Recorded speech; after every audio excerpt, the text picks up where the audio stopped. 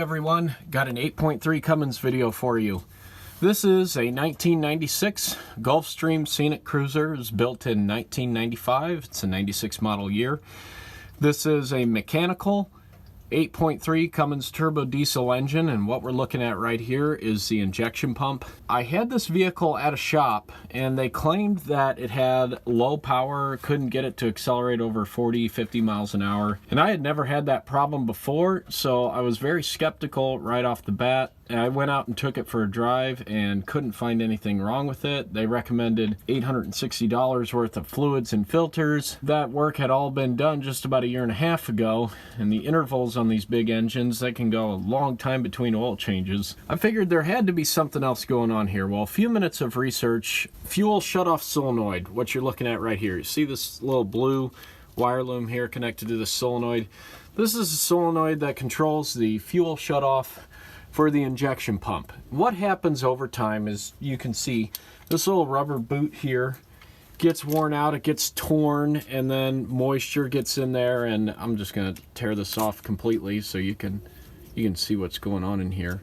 But moisture accumulates in here, and this solenoid will start to stick, is what I've been reading.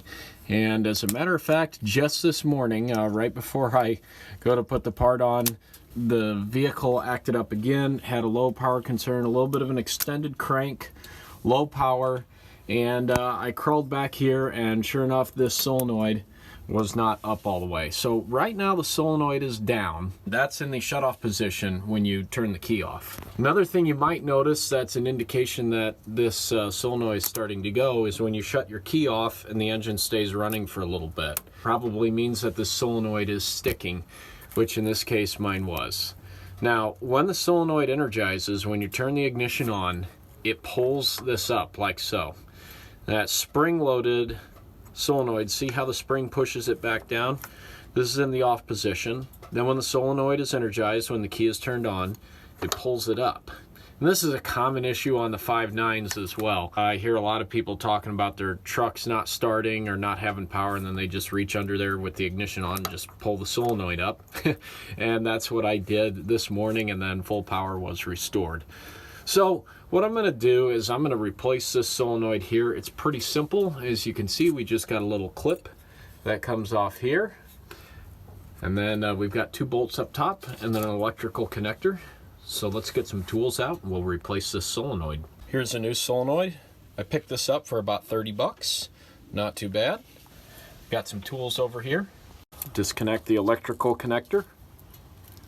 There we go. Those bolts on the solenoid appear to be like a 10mm. Let's see if that fits. Nope, a little bit big. There we go, it's an 8. Okay.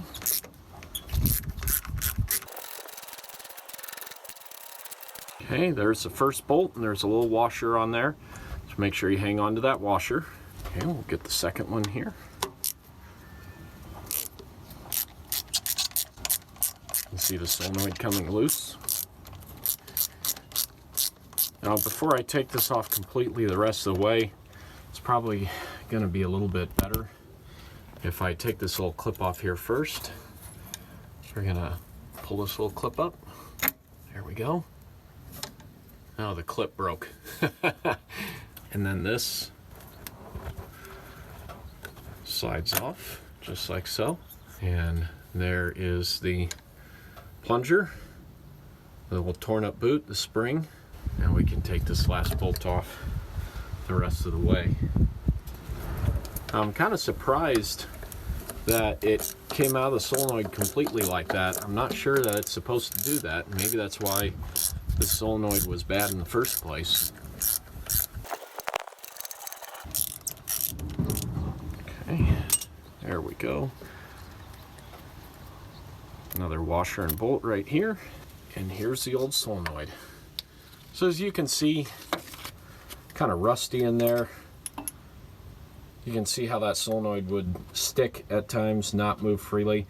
I probably could have lubricated this with like some WD-40 or something, maybe cleaned it up a little bit, but for only 30 bucks, I thought, you know, let's just put a whole new solenoid in. Now I was looking a little bit closer at the solenoid and I found another possible problem which could have been causing an issue.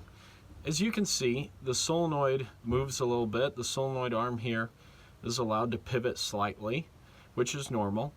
But over time and when it wears out and is exposed to the elements, eventually this can pop apart. It should not do that. So I think that was probably another contributing factor to the problem I had. As you can see, it pulls on it there and then all of a sudden can pop out just like that. Now the solenoid is slightly adjustable, as you can see right here. So what I'm going to do is I'm just going to compare the lengths, and they look like they're just about the same. You can see that these are about the same length when compared side by side here. So I'm just going to leave it for now and see how that works. I can adjust it later on if need be. Now it shouldn't make any difference, but I'm going to have to rotate the new solenoid 180 because the end of the zip tie here is on the front side and that's interfering with a little mounting bracket. Like I said, it shouldn't make any difference, but I'm going to mount it this way and yeah, it looks like it's going to be just fine. There we go. It slides on just like so. Start the first bolt here.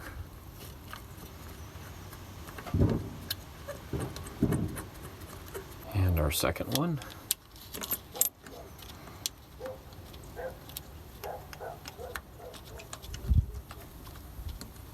Okay, we're secure down here, so that's good.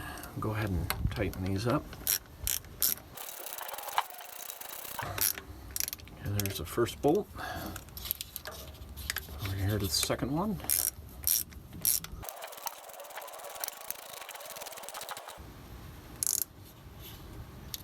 Get these snug. Now that broken clip, I just took the straight side of it and then bent the two ends here at 90-degree angles, so that way it keeps the little rod on and it won't come off. If you've got the little clip, you can replace it, but I'm just going to use that for now. That'll stay on there for now and hold that in place. And just to make sure we have these set up right, here's the old solenoid. I'm going to hold it in the completely retracted position. Then I'm going to move this up.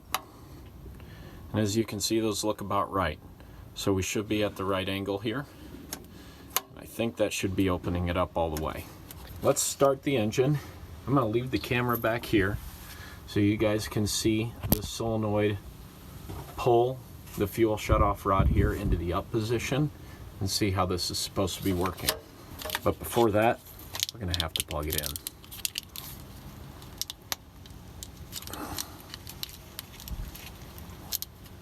There we go. All right.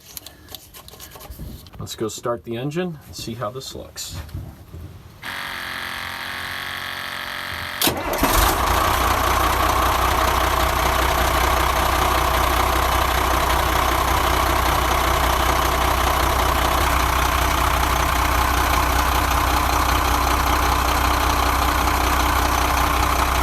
Now, as I said earlier, another problem I had was the engine wouldn't shut down immediately after turning the key off.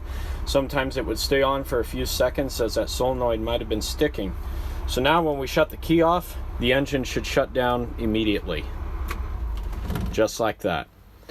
Alright, that's a fix. Well, I hope you guys enjoyed this video. I'm glad this was a quick and easy fix and not 860 bucks like I was told. If you guys enjoyed it, give it a thumbs up, and I'll see you guys in the next video.